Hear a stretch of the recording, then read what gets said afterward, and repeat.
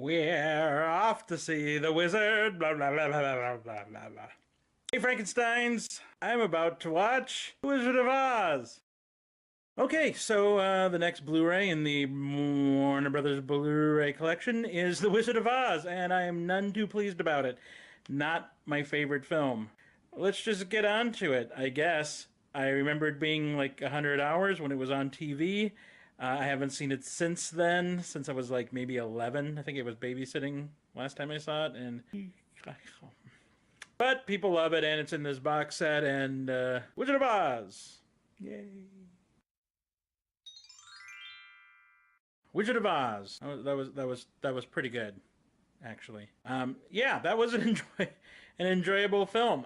I must have been a bit nostalgic because my eyes were kind of glossy for most of the run, but I didn't really feel the emotion. It was just kind of like, oh, childhood, I remember that. Wizard of Oz is about, Wizard of Oz is about because it's Wizard of Oz. So I took notes because I thought maybe I'll come up with some things that I didn't see before. Yeah, they set up brains and courage and heart right away in the black and white segment, or the sepia tone and white, getting the three gentlemen who will secretly turn out to be the Scarecrow, the Tin Man, and the Cowardly Lion. Hint. Margaret Hamilton is much younger, and probably much younger than I am right now, even though I thought she was pretty ancient when I saw this for the first time. The acting style in this movie was exactly what I expected the acting style to be like in the first two movies, where it's very stiff and very exaggerated, and this had it in droves. So the one guy that I thought really stood out in this as being kind of above the material was Frank Morgan. He's the guy who plays the Wizard of Oz, and he has this scene at the beginning where he deals with Dorothy, and of course the wizard at the end. And he just seems to be a whole different acting style, and he's pretty amazing. There was a lot of occult stuff in this, and I don't ever hear that being a problem, like with Harry Potter or Lord of the Rings or whatnot, where people are kind of frightened that there's so much. But this is about witches, and this is about wizards, and this is good witches, bad witches, the whole deal about magic and about flying minkies. You don't hear that being a problem ever. It's 20 minutes before the color sequence kicks in. The big deal to come away from that is, and this is one of my favorite pieces of trivia, is when Dorothy opens the door and she goes from sepia tone to color, that was a trick. So they had the whole place painted in the right tones, and the actress opens the door, and then the color is just outside the door.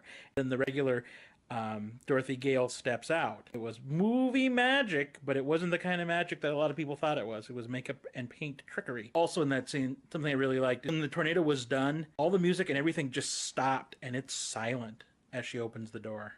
This might sound bad, but this is the movie that I see now. This is the reason why when I see little people and I hear them speak, I'm always surprised that they don't have high squeaky voices.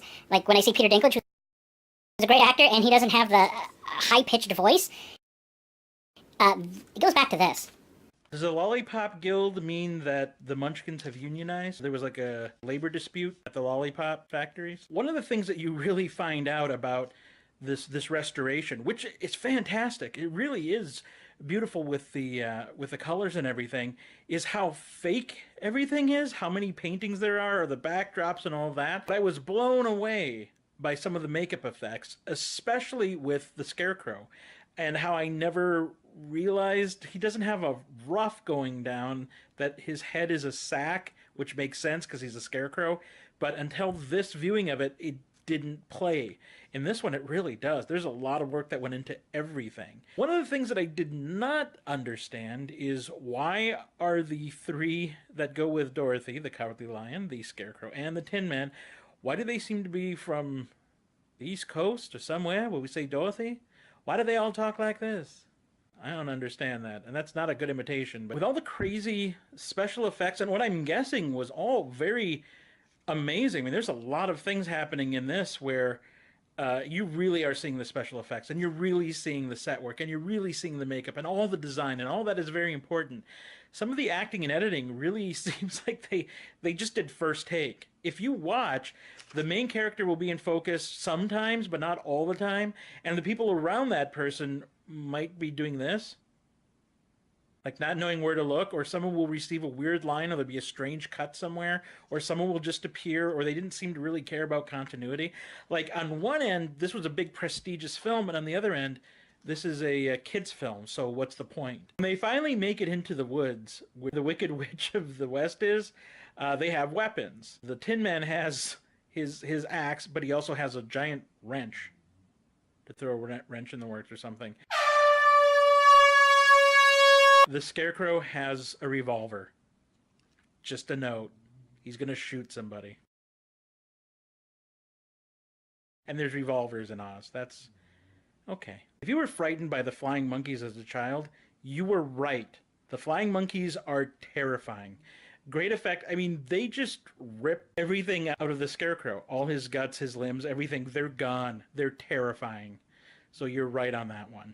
What a great death scene Margaret Hamilton has as the Wicked Witch. What a world! What a world! And she's yelling at Dorothy the entire time as she's melting. And then her lead guy says, "Oh, she's dead. You killed the witch." But man, she is so good. That's what I have. That's the movie. Those are some of the takeaways I have. Get this on Blu-ray and watch it. It's got a ton of extras that I haven't watched and probably won't watch. Still not my favorite movie, but I made it through. It was like an hour and 45 minutes. It wasn't even 6 days like I thought it was.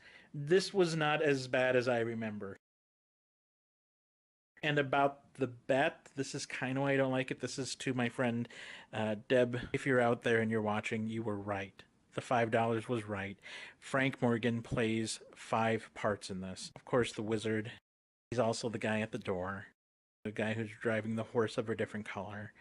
The guy that goes to the throne room of the great and powerful Oz. He plays the guy at the front who has the caravan. So you were right. $5. You were right to have.